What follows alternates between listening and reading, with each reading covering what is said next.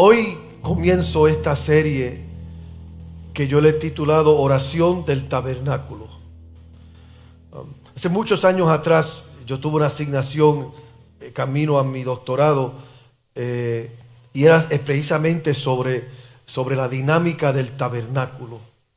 Y bendijo mi vida de una manera bien poderosa y la archivé. Nunca me costó tanto trabajo que no quise saber más de eso. Pero el año pasado, mientras estaba preparándome para esta palabra, Dios me llevó de nuevo a esa asignación. Y yo dije, a la verdad que Dios, tú eres tremendo.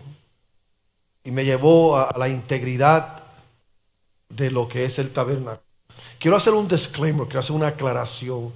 Yo no soy judío, ni tampoco soy judaizante. Yo soy boricua, para que tú lo sepas.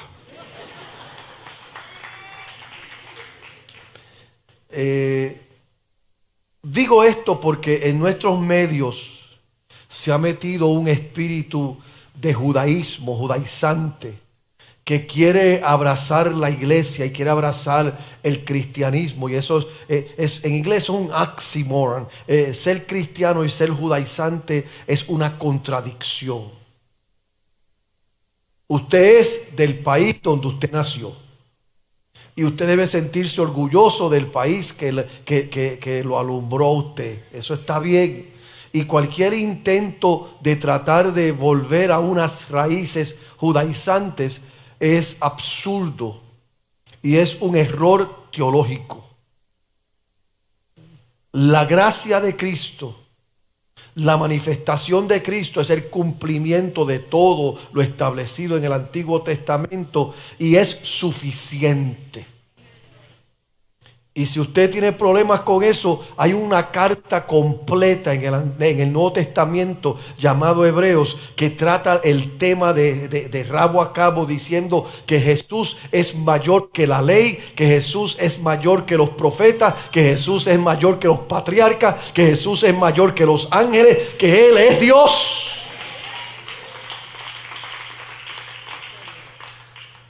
¿Estamos claros en eso? Ahora pueden escucharme en esta serie que lo voy a predicar sobre la oración del tabernáculo, y usted puede estar libre de cualquier prejuicio de que lo voy a llevar a un lugar equivocado. Hoy en particular, comenzando la serie, le he titulado a este mensaje Una vida de oración saboteada. ¿Han oído usted la expresión que lo que hace con las manos lo daña con los pies?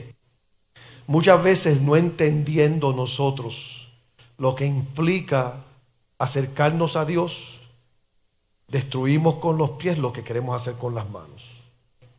Éxodo 25 puede marcarlo, y Salmo 66, 16 al 19 puede marcarlo, porque son las citas que voy a usar como parte de lo que voy a predicarles. Pueden sentarse. Éxodo 25 y Salmo 66, 16 al 19. Una vida de oración saboteada. Oración del tabernáculo. Moisés había guiado al pueblo de Dios fuera de Egipto a través del Mar Rojo para finalmente encontrarse con Dios en el monte Sinaí. Esto es historia. Fue allí donde Dios le dio a Moisés la ley. Y fue allí donde Dios instruyó a Moisés para que construyera un templo portátil llamado el tabernáculo. El tabernáculo era una carpa que se componía de 3 partes. Ahora, las instrucciones de Dios fueron muy específicas a Moisés. Mire cómo dice Éxodo 25, verso 8 al 9. Y harán un santuario para mí, y habitaré en medio de ellos, conforme a todo lo que yo te muestre. El diseño del tabernáculo y el diseño de todos sus utensilios, así lo haréis. El tabernáculo tenía que ser construido según el patrón exacto de Dios, porque debía de servir como un patrón de acercamiento. Entienda esto. el tabernáculo iba a servir como un patrón de acercamiento. ¿El patrón es el producto terminado? No. El patrón es simplemente el punto de partida, el punto de comienzo, la imagen, la muestra de lo que va a ser. Pues entonces Dios le dijo a Moisés: de esta manera va a ser esta carpa, este tabernáculo, porque va a servir como el pueblo me va a ver a mí y se va a acercar a mí. Era para enseñarle a la gente cómo debía acercarse a Dios. El sacerdote tenía instrucciones muy específicas que debía seguir para ir ante Dios en nombre del pueblo. Entonces Moisés no podía innovar, debía obedecer. Debía edificar exactamente como Dios le había dicho. Porque quiero que tenga claro, este asunto de nosotros acercarnos a Dios no está de nosotros, está de Él. Yo no busco a Dios como yo quiero. Yo no sirvo a Dios como yo quiero. Yo no me acerco a Dios como a mí me da la gana. Ya Él dejó establecido cómo esto se hace y cómo esto se persigue. Y mi trabajo es la obediencia. Yo no decido cómo se adora en la iglesia. Él decide cómo se adora en la iglesia. Yo no decido cómo yo le agrado a Él. Él decide qué es lo que le agrada a Él. Y yo tengo que obedecerle. Entonces el tabernáculo contaba de 3 partes. El atrio exterior, que simboliza, amén, al Hijo. En el atrio exterior estaba el altar de bronce donde se hacían los sacrificios, y estaba el lavacro donde se realizaba el lavado, simbolizado la apropiación de la gracia. Eso estaba en el atrio, el punto de partida. La segunda fase del tabernáculo era el lugar santo. El lugar santo señaló a Dios, el Espíritu Santo. Ahí estaba el candelabro y estaba la mesa de los panes de la proposición, que señalaba la palabra de Dios. Y estaba el altar de incienso, que simboliza nuestra adoración. Y la tercera esfera del tabernáculo es lo que llamamos el lugar santísimo, que señaló a Dios el Padre. Y ahí estaba el arca de la alianza. Era el arca que iba delante del ejército en la batalla. El arca contenía la ley de Dios por dentro y el propiciatorio por fuera. Así que allí estaba representada la paz con el Padre, y era por lo que el arca señalaba que el hombre podía acercarse a Dios con las necesidades de su vida. Esta era la composición del arca, de esta carpa de reunión. Eso era en el Antiguo Testamento. Ahora, ¿qué es el tabernáculo o el templo en el Nuevo Testamento? Usted y yo somos el tabernáculo. Y dentro de usted y de mí está estos 3 aspectos del atrio, el lugar santo y el lugar santísimo. ¿Qué quiere decir eso? Que usted tiene la capacidad de estar en el principio, de profundizarse a aquello que es santo, o de meterse a aquello que es más santo todavía. Y eso depende de usted. En el Antiguo Testamento había un sacerdote que oficiaba los sacrificios y los elementos que eran sacros. ¿Quién es el sumo sacerdote? ¿Quién es el sacerdote en el Nuevo Testamento? Usted y yo. Así que ahora yo soy un templo y ahora yo soy sacerdote.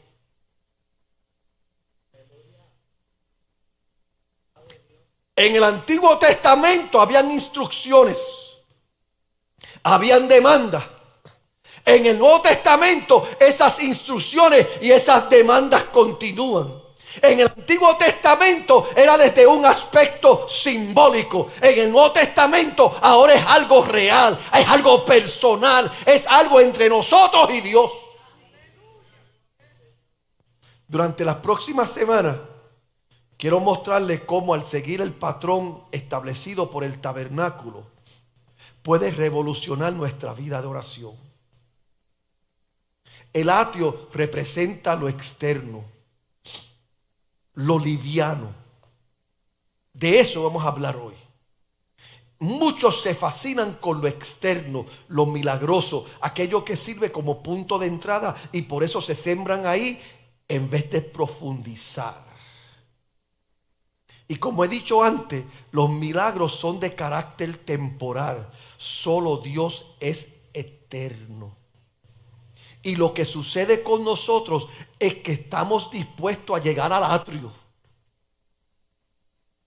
y hasta movernos dentro del contexto del atrio, pero no estamos dispuestos a hacer lo que se necesita para entrar más profundo. Y yo vengo a decirte, iglesia, y recibe esto en tu espíritu: el atrio no es el lugar donde tú te siembras. El atrio es el lugar donde tú empiezas. Oh, yo solo voy a decir de nuevo: el atrio no es el lugar donde tú te siembras. El atrio es el lugar donde tú empiezas. El atrio es el lugar de partida. El atrio es el lugar donde tú comienzas. Pero hay más de Dios para ti en esto que llamamos... Oh, gloria, gloria. Yo quiero comenzar hoy donde el sacerdote tuvo que comenzar, en el altar de bronce y el lavacro. Aquí era donde se hacían los sacrificios. Se sacrificaban los animales derramando su sangre por los pecados del pueblo en el atrio. En el altar de bronce en el tabernáculo representa el evangelio. Cuando somos salvos, cuando nos convertimos en cristianos, tenemos que entrar en nuestra relación con Dios por medio de un sacrificio: la muerte de nuestro Señor Jesucristo. Él es el Cordero de Dios que quita el pecado del mundo. Su sangre fue derramada, sin la cual no podría haber remisión de pecado. Ese es el punto de entrada. Todos tenemos que llegar al lugar donde decimos: solo Cristo salva. Solo Cristo perdona. Solo Cristo lava con su sangre preciosa. Ese es el lugar de entrada. Y en el atrio el sacerdote oficiaba ese sacrificio.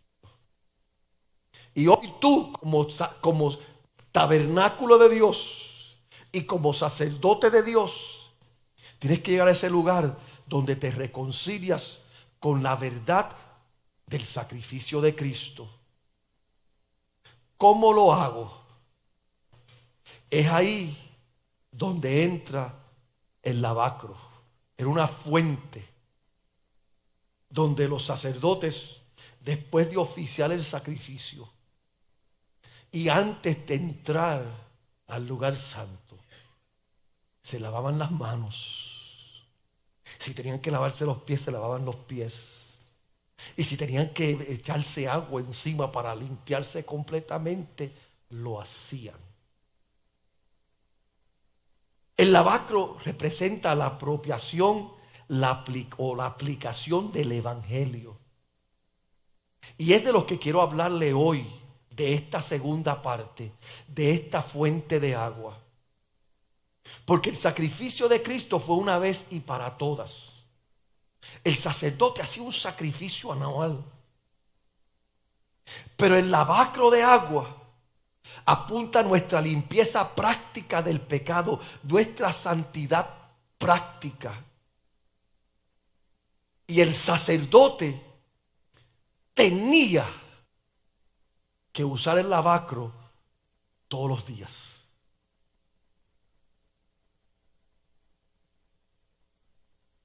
Había un sacrificio anual, pero diariamente el sacerdote tenía que limpiarse, tenía que lavarse, tenía que purificarse si quería pasar del atrio al lugar santo.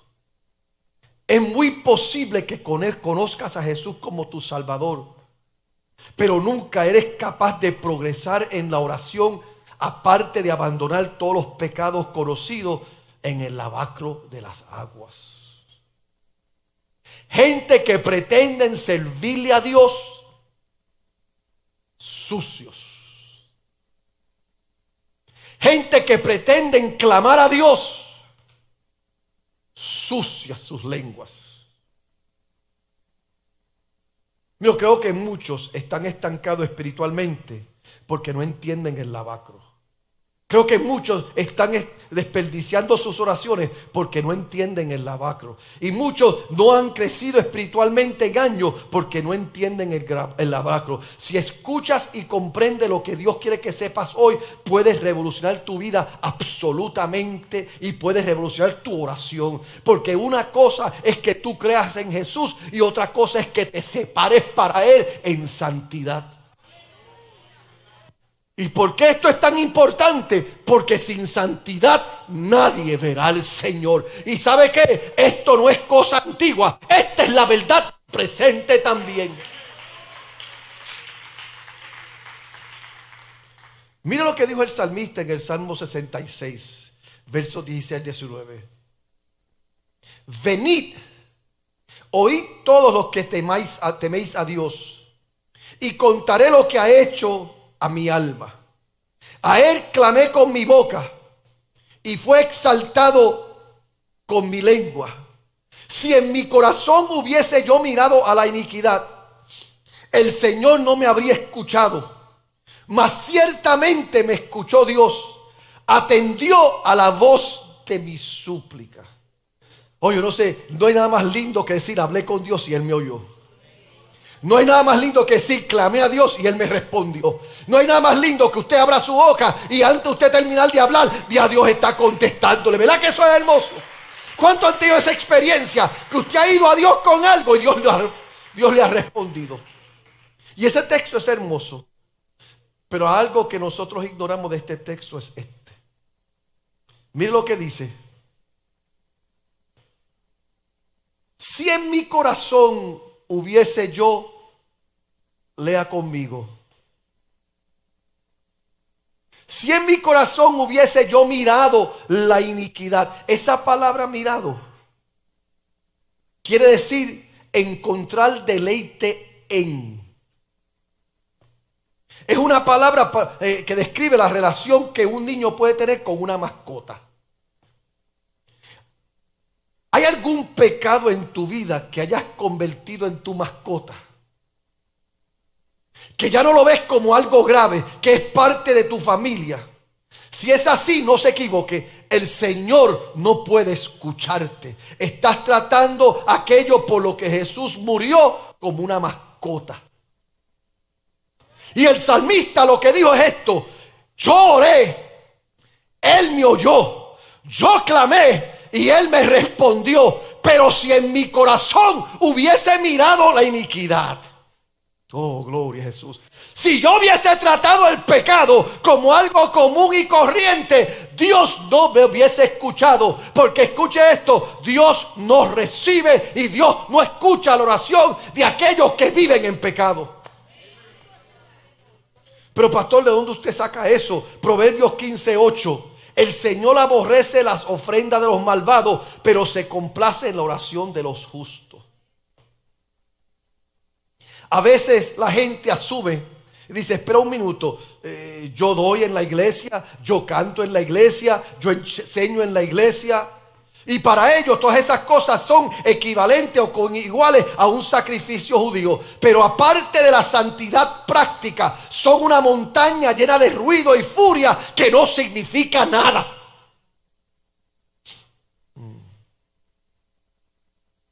¿Por qué usted cree que Jehová Dios dijo: los muchos sacrificios de usted me tienen harto? Porque el pueblo pretendía ser religioso, pero no pretendía ser santo. Y Dios no se relaciona con un pueblo religioso. Dios se relaciona con gente santa. Por eso es que la Biblia habla de gente, amén, mundanas, que lo único que hacen es tener vanas repeticiones. No me crea a mí. Vamos a la palabra de nuevo. Job 27, 8 al 9. ¿Qué esperanza tienen los impíos cuando son eliminados? Cuando Dios les quita la vida. ¿Escucha Dios su clamor cuando les sobreviene la angustia? No. Proverbios 15:29. Jehová está lejos de los impíos, pero él oye la oración de los justos. Proverbios 28:9. El que aparta su oído para no oír la ley, su oración también es abominable. Isaías 1:15. Cuando extendáis vuestras manos, yo esconderé de vosotros mis ojos. Asimismo, cuando multipliquéis la oración, yo no oiré. Llenas están de sangre. Zacarías 7:13. Y aconteció así como él clamó y no escucharon, también ellos clamaron y yo no escuché, dice Jehová de los ejércitos. Juan 9:31. Sabemos que Dios no oye a los pecadores, pero si alguno es temeroso de Dios y hace su voluntad, a ese oye. La Biblia una y otra vez dice que la única forma que Dios responde y oye nuestra oración es cuando vivimos una vida que le agrada a Él.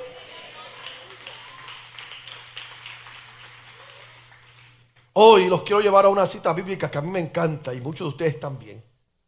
Primera de Crónicas 4:9-10.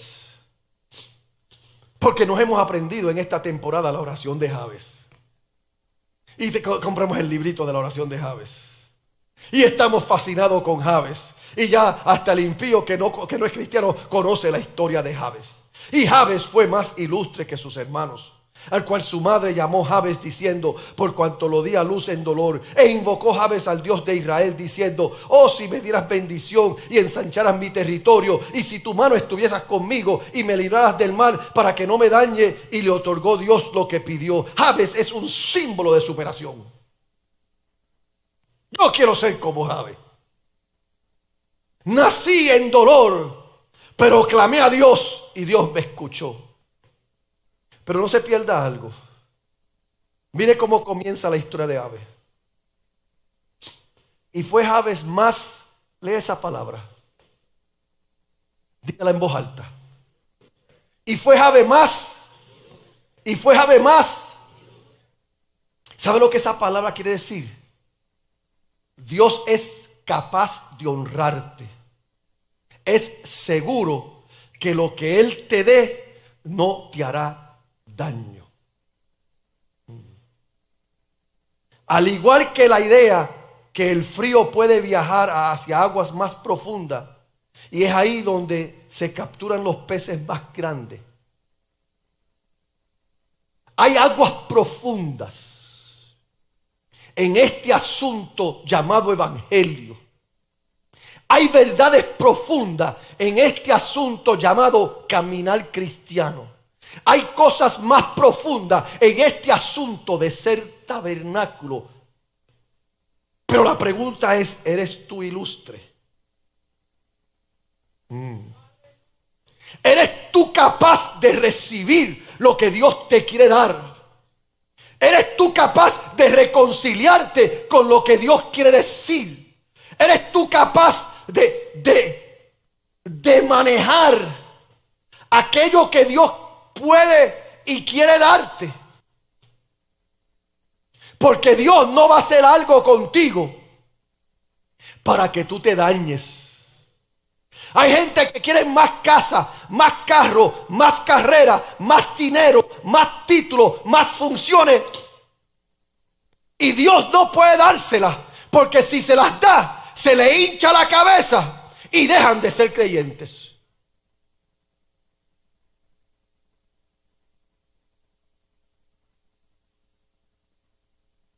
Dejan de servir. Señor, si tú me das un carrito. Y Dios dice, si te doy un carro, en vez de ir a la iglesia, te vas para la playa. Señor, si tú me das un trabajo mejor, que me pagues más. Y Dios dice, si te doy un trabajo que te paga más, deja de diezmar. Y Dios prefiere que tú diezmes los 10 pesos de los 100 dólares que tú ganes, a que dejes de diezmar los 50 dólares de los 500 pesos que te puedes ganar. Porque a Dios no le interesa tu dinero, a Él le interesa tu fidelidad.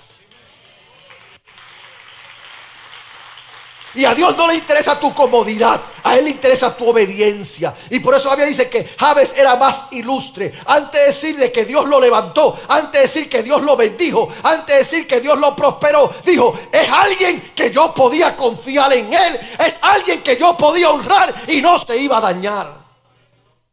Mire, si lees el Evangelio de Marcos, encontrarás en él, encontrarás que Jesús, después de hacer algún milagro, siempre decía a sus lectores, Marcos decía que Jesús dijo, y no se lo digas a nadie. A los que les gusta estudiar la Biblia, estudien eso. Marcos le escribió a los romanos. Los romanos eran un pueblo que lo único que sabían eran conquista militar.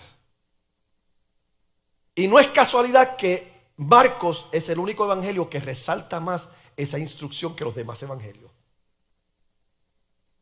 ¿Será posible que lo que Jesús está diciendo, yo hice este milagro, pero estos romanos no están preparados, no son ilustres para entrar a aguas más profundas? Por lo tanto, no se los cuente. Por eso es que le he dicho a ustedes, no le cuenten sueños a gente que no saben soñar.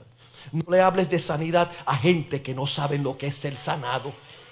No le hables de fe a gente, porque gente que no tiene fe te va a decir no vayas a la iglesia, te va a decir no te conectes, te va a decir deja de servir, este es el tiempo de encerrarte. La gente que no tiene fe, pero háblale a gente que te va a decir, ¿sabe qué? Ve a la iglesia, sirve a Dios, haz aquello que Dios te llamó y créele a Dios. La gente que sabe de esto te va a decir, ¿sabe qué? Aunque te mate, confía en Él, porque mayor es la recompensa que Él tiene para ti. Oh, gloria, ¿cuántos alaban a Dios? ¿Puede Dios confiar en ti como para llevarte a aguas más profundas y peligrosas que están llenas de bendiciones maravillosas? ¿O tiene que dejarte en las orillas donde morirás?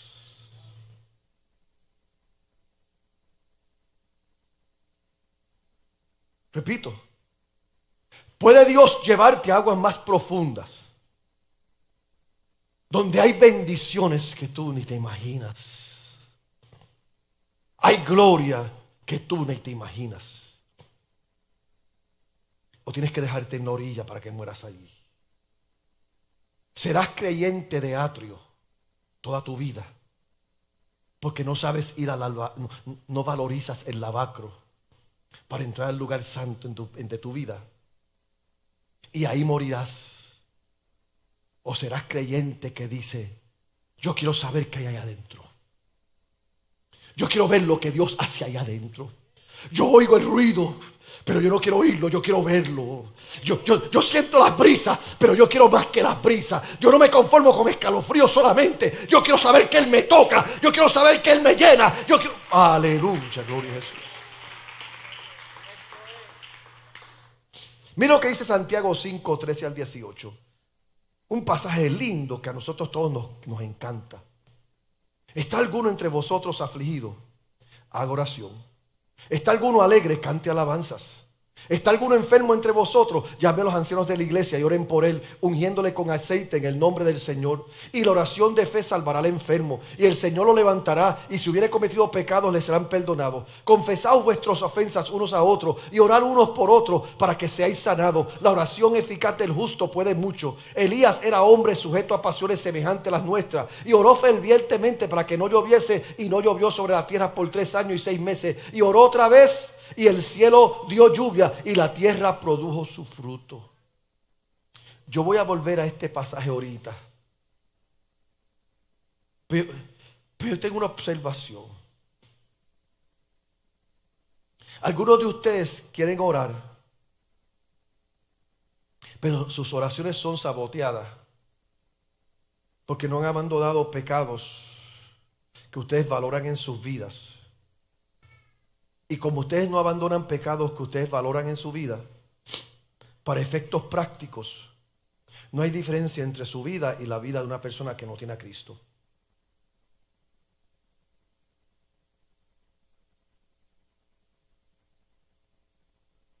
Si hay algún pecado en tu vida que tú valoras y que tú no estás dispuesto a soltarlo, no hay diferencia entre tú y el que no tiene a Cristo. Yo veo esto cuando un hombre o una mujer pasan por un divorcio no bíblico. Dejan a su esposo o dejan a su esposa y se imaginan, Dios me perdonará y puedo seguir adelante. Amigo, hermano, si no abandonas y dejas tu pecado, Dios no está obligado a perdonarte. Tu vida espiritual está en pausa desde el momento en que decides en tu mente desobedecer hasta que te arrepientes y hagas todos los esfuerzos para restaurar aquello que un día destruiste. Porque hay gente que quieren pecar con los ojos abiertos. ¿Y qué es pecar con los ojos abiertos? ¿Cuántos conocen la historia de Sansón? Será igual que todas las veces. Me acuesto con ella, relajo con ella, relajo con él, y después me arrepiento. Y la fuerza de Dios vendrá sobre mí y me libraré como las demás veces. Eso dijo Sansón. Y esa fue la destrucción de Sansón. Porque cuando Sansón dijo eso, Dios dijo, no os engañéis. Yo no puedo ser burlado. Todo lo que el hombre siembra, eso cosechará. Y ese día fue la derrota de Sansón. Algunas personas piensan que es normal permitir que exista uno o dos pecados pequeños como mascotas en su vida. Y dicen para sí mismos, todos los hacen. No va a hacer ninguna diferencia. Se trata de pecados pequeños. Pues yo quiero hacer esta declaración o observación. Grandes o pequeños, todos los pecados requirieron la muerte del Hijo de Dios. Y no hay pecados pequeños. Hasta que no los abandonas, estás perdiendo tu tiempo orando. Hay mucha gente que vive en su vida en la iglesia preguntándose siempre por qué Dios escucha a aquel y a mí no me escucha. ¿Por qué yo oro y oro y oro y oro y Dios no me responde? Porque has entrado hoy eres el tabernáculo de Dios y eres sacerdote, sacerdotisa de Dios. Y has entrado al atrio y has aceptado el sacrificio de Cristo una vez y para siempre. Pero no estás dispuesto todos los días a lavarte las manos, los pies, tu vida en la fuente del lavacro, que te da acceso al lugar santo. Y peor que eso, como sabes que entrar al lugar santo de tu vida, de tu relación con Dios, requiere el lavacro, prefieres no hacerlo. Te conformas con lo que hay aquí.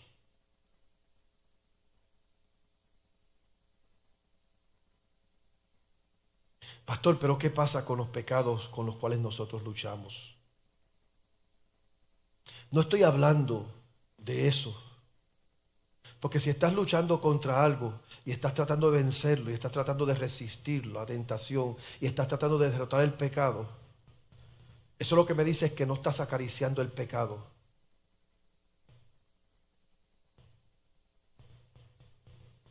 Yo estoy hablando de la gente que acaricia el pecado y que llegan a un lugar en su vida donde ya es algo normal, ya es común, ya no hay remordimiento, ya no hay dolor. Recibe estos si recibes algo hoy, si quieres que tu vida de oración sea una vida saludable. ¿Quién y qué es el enemigo? Debe ser vivamente claro al acercarte a Dios. Tengo que repetirlo. ¿Quién y qué es el enemigo? Debe estar bien claro en ti cuando te acercas a Dios. Si te vas a acercar a Dios para hablar con Él y espera que Él te responda, tienes que mirar aquello que ofende a Dios y ofende su dignidad y ofende al Padre y contrista al Espíritu Santo, y tienes que estar claro con eso para tú no tener relación con eso. Mira, yo me acuerdo cuando yo no le servía al Señor, muchos años atrás. Y ya eso casi no se ve, pero si yo tenía un cigarrillo en la mano, tenía una cerveza en la mano, o tenía una bolsita en la mano, y yo iba a pasar por el frente de una iglesia católica, pentecostal, lo que fuera, Yo cruzaba la calle. Y mis amigos, what you doing? Y yo, no, yo tengo esto, hay que respetar las cosas de Dios. Si me pasaba un padre por el lado, un sacerdote o un pastor que yo conocía por el lado, y yo tenía un cigarrillo, yo le escondía, ¿cómo está padre? ¿Cómo está sacerdote?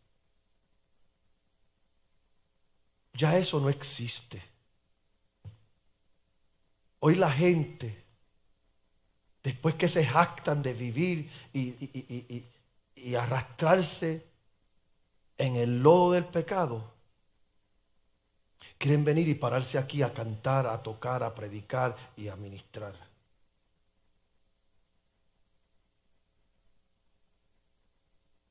Hágase esta pregunta. ¿Será por eso que el mundo político, que el mundo de estrellas y el mundo de negocio ya no respeta las cosas de Dios? Porque no ven diferencia entre lo que ellos hacen y lo que nosotros hacemos. ¿Qué van a respetar? Pero cuando un hombre y una mujer se separa para Dios y se consagra a Dios, aunque el mundo no quiera aceptarlo, tiene que respetarlo. Déjame hacerte algunas preguntas. ¿Hay algún pecado en tu vida que confiesas como pecado a Dios? Pero si eres realmente honesto con Dios y contigo mismo, probablemente volverás a cometer el mismo pecado antes de que la noche llegue. Estás perdiendo tu tiempo orando. ¿Hay algún pecado en tu vida que Dios te haya revelado cómo salir de él, cómo escapar de él, y te ha dado el camino a salir de él, pero te has negado a tomar el camino que Dios te ha dado? Estás desperdiciando tu tiempo orando. Algunos de ustedes Dios le ha dicho innumerables veces que eliminen todo punto de acceso que tengan a la pornografía, que tienen a la inmoralidad. Pero ustedes rehúsan eso.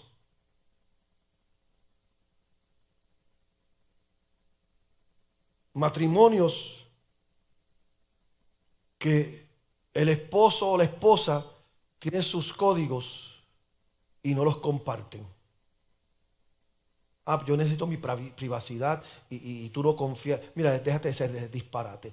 Si tu esposo o tu esposa dice, no confía en mí, decir, no confío en la madre que me parió, dame el código.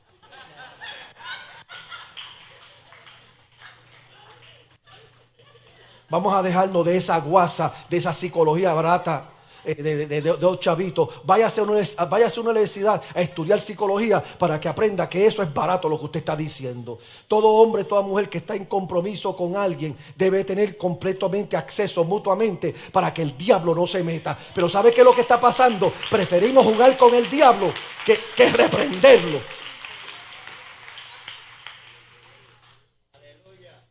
Y muchos de ustedes saben, hijos que están aquí, jóvenes adultos, o gente que está aquí, que sabe que hay puntos de acceso al pecado, y en vez de reprender y cerrar esas puertas, las mantienes abiertas. ¿Sabe qué? Te puedes reventar orando y Dios no te va a escuchar hasta que no abandones aquello que te tiene atado. Algunos de ustedes, Dios le ha hablado de la importancia de dar. Algunos de ustedes Dios le ha hablado de la importancia de asistir a la iglesia. Pero están tan atados a su mezquindad.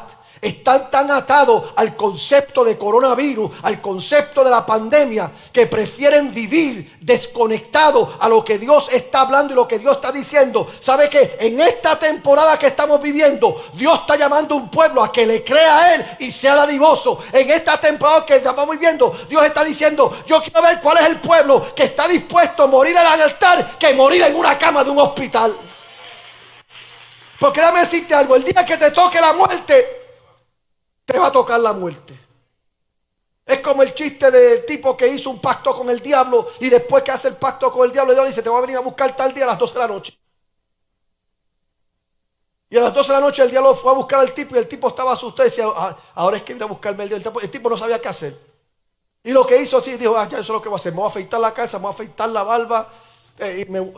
Y el tipo se afeitó la cabeza, se afeitó la barba, se vistió diferente y se metió en una fiesta donde había miles de gente. Y vino la muerte a buscarlo. Y la muerte empezó a buscar y no encontraba el tipo. Y la muerte dijo, ay mi madre, se me escondió este, se me desapareció este. Y la muerte dijo, pero ¿sabes qué? Me tengo que llevar a alguien, así que me voy a llevar ese calvo que está ahí.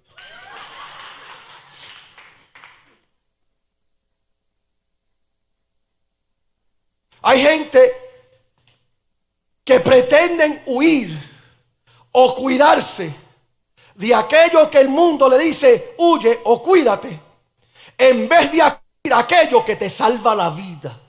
¿Sabe qué? Yo prefiero vivir y morir libre aquí que vivir y morir esclavo allá. Porque la máscara no me va a salvar la vida, la inyección no me va a salvar la vida. El único que salva la vida es Cristo Jesús. ¿Quiere decir que no podemos usar máscaras? Claro, use la máscara, use 2, use 3 si usted quiere. Algunos de ustedes nacieron con una. Quiere decir que no voy a ponerme la inyección. Mírese, póngase la segunda, póngase la tercera que acá. Y si sale la cuarta, póngasela. Pero no permita que esas cosas sean lo que determinen su confianza en Dios. Yo hago esto que tengo que hacer, pero yo no dejo de creerle a Dios. Oh, gloria, gloria, gloria, gloria, gloria, gloria. Mire, yo vuelvo a Santiago. Ponme la cita de Santiago de nuevo. ¿Está alguno afligido? Ora. Canta alabanza. ¿Está alguno enfermo? Vamos a unirnos como iglesia y vamos a ungirle. Y el Señor lo va a sanar. Y Él va a perdonar pecados. Y es bueno que confesemos unos a otros para que seamos sanados. Y Elías oró y llovió. O Elías oró y dejó de llover. Pero algo que ignoramos de ese texto es esta partecita aquí. La oración eficaz ¿del qué? ¿Del qué? ¿Del qué? La oración eficaz del justo puede mucho.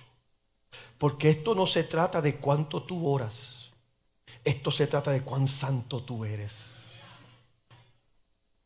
Algunos de ustedes confesarán su pecado, pero nunca se arrepentirán radicalmente. Y entienda esto, el arrepentimiento es la dinamita de la vida pecaminosa. Hermanos, no tienes idea de la bendición y el poder que estás perdiendo al permitir que el pecado abra paso a tu corazón. Porque si vives atado al pecado, Dios no oye tu oración.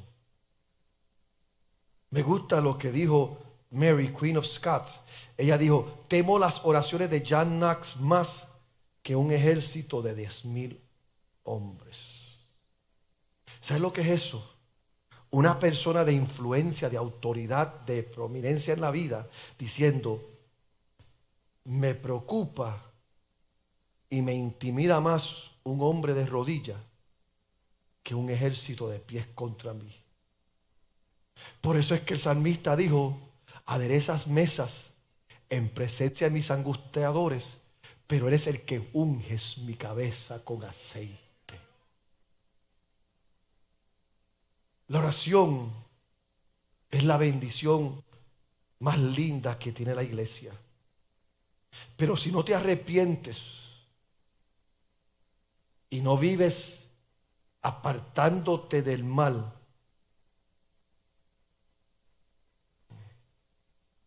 no hay oración, no hay ayuno que pueda mover la mano de Dios. Mire, Génesis 18, 22 al 23. Dios estaba a punto de destruir a todo Sodoma y Gomorra y todos sus habitantes. Pero el justo Abraham clamó a Dios y Dios perdonó a Lot y a su familia. En Números 11, 1 al 3, el pueblo se quejó contra Dios y casi Dios los mata, pero el justo Moisés oró por el pueblo y no fueron destruidos. Primera de Reyes 13, 1 al 6, Jeroboam reprendió al profeta de Dios y su mano se secó, pero un hombre justo oró por él y Dios lo perdonó y sanó su mano seca. Segunda de Reyes 4, 32 al 35, el justo Eliseo extendió su cuerpo sobre un niño muerto y el niño resucitó. Job 42, 7 al 9, la ira de Dios se encendió contra los amigos de Job y él no los escuchó, pero cuando el justo Job oró, Dios lo perdonó. La oración ferviente del justo puede mucho. Hay algo que Dios quiere hacer contigo. Hay algo que Dios quiere hacer en ti. Y hay algo que Dios quiere hacer a través de ti. Hay clamores que Él quiere responder a tu favor. Hay oraciones que están ahí esperando que tú te arregles con Él para que puedan subir y Dios contestar tu oración. Y con esto termino. Mientras más vivo, más me convenzo de que existe una correlación directa entre la santidad de la vida y el poder de la oración. Hoy nos preguntamos por qué Dios no hace las cosas que hacía antes.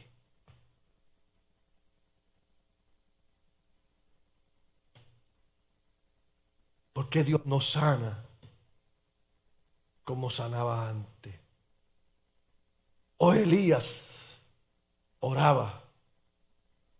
Josué oraba. Pedro oraba. Juan oraba. Y Dios les escuchaba. Y la pregunta es, ¿qué pasa con nosotros, Dios? Y la respuesta está viva y está plasmada en la Escritura. Si mi pueblo, el cual invoca mi nombre, se humillara y se arrepintieran de sus malos caminos, entonces yo oiré, entonces yo bendeciré. Pero hoy queremos los privilegios sin la responsabilidad. Antes tú tenías relación con una muchacha o un muchacho y tus padres lo sabían y a la semana te estaban casando. ¿Cierto o falso? Y tú no tenías nada que decir a eso. Tú ibas donde tu papá, papi, metí las patas, ahora sé hombre. Mami, metí las patas, ahora sé mujer. El pastor, pero eso estaba mal. ¿Quiere que le diga algo? A lo mejor estaba mal, pero mire esto. La tasa de divorcio de aquel entonces era insignificante comparado a ahora. Ahora estamos bien, pero la tasa de divorcio está en un 60%. Y usted dice, pastor, entonces ¿por qué era que? Porque antes había compromiso.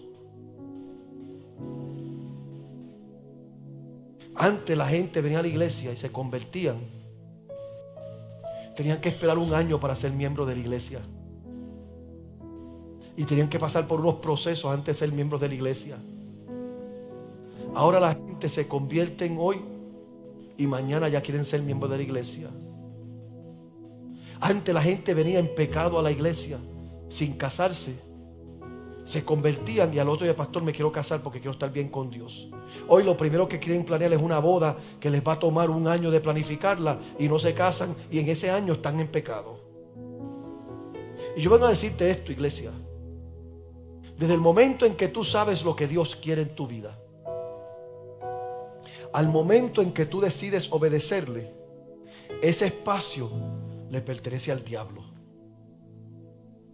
¿Sabías eso? Desde el momento en que Dios te da una palabra y tú recibes y entiendes la palabra, Al momento en que tú vas al lavacro y te lavas las manos y los pies para entrar al lugar santo, desde el punto del sacrificio al punto del lavacro, el tiempo que te tardas le pertenece al diablo. Y mira lo que la Biblia dice: ni deis lugar al diablo. Y hay gente que quieren abrir los cielos en pecado. Hay gente que quieren abrir los cielos con mascotas en sus vidas que los atan. Y esto es lo que Dios dice hoy. ¿Cuántos están cansados de una vida religiosa sin resultados? Yo me crié en el evangelio, en la iglesia. I was raised in church. Y a la edad de 11 años aproximadamente, le cogí un odio a la iglesia y le cogí un odio al evangelio, que hasta maldije a Dios y maldije a la iglesia. Porque yo no veía diferencia entre mi familia cristiana y los amigos. Porque salíamos de la iglesia a criticar al pastor. Mi familia salía de la iglesia con nota de todo lo que el pastor dijo para corregir todo lo que mal dijo, lo que el pastor dijo mal. Salíamos de la iglesia a reírnos de las hermanitas que danzaban y se le caía el moño. Salíamos de la iglesia a hablar del hermanito que se le salió un gallo cantando. Salíamos de la iglesia a reírnos del hermano que se paraba al frente a leer la Biblia, que no sabía leer la Biblia. Y salíamos de la iglesia a hablar de la gente y los disparates que decían orando. Y llegó un momento que yo dije: esto de iglesia es un relajo.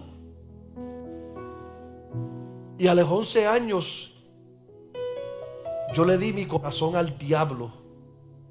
Hoy cómo me ató y cómo me destruyó. Hasta que un día yo le dije a Dios: yo no quiero religión, yo quiero una relación contigo. Y yo sé que a mí muchos me critican, y para muchos yo soy un fanático, para muchos yo soy demasiado de extremista. Y yo sé que nosotros, mi familia, estábamos en un crucero la semana pasada. Y mi esposa sabe lo primero que yo hice fue: reserva un cuarto el domingo para que nosotros vayamos a dar culto a Dios el domingo. Y yo le dije éramos 25 de toda mi familia: a las 3:30 en el barco, en tal cuarto tenemos un culto a Dios. Y la gente, usted no sabe, por años la gente me ha relajado por eso. Y siempre dice: que hasta en vacaciones quiere estar en... Sí. Porque yo aprendí algo: la religión lo que hace es marcar tu vida y amargarte. Pero una relación genuina con Cristo, cuando usted está feliz, usted solamente quiere vivir en la presencia de ese que te hace feliz. Yo soy feliz con Jesús. Y yo quiero vivir en su presencia. Y si hoy tú quieres y tú dices: pastor, yo quiero ir más allá de lo que es ser un religioso. Yo quiero ir más allá de lo que es el sacrificio de Cristo. Yo quiero saber qué hay detrás del telón en mi santuario, en mi tabernáculo, en el lugar santo donde Dios quiere sentarse. Para eso tienes que ir al lavacro.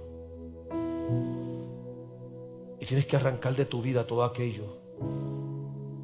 Porque si entras al lugar santo sin ser limpio, te va a hacer daño.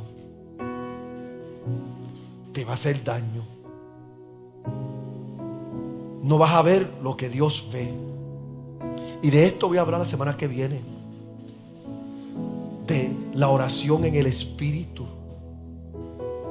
Porque si tú no estás en el Espíritu, si tú no aprendes a lavarte en el lavacro, entras al lugar santo y tú dices: ¿era esto? de tanto que se habló de. ¿Alguna vez alguien te ha contado una película de tal y tal y tal de manera que tú dices, voy a verla, y cuando la ves, ni cómica era, ni miedo te dio? Porque si entras al lugar santo de tu existencia en la carne, no vas a ver la belleza que solamente ojos afinados y lavados con colirio pueden ver. La pureza de Dios.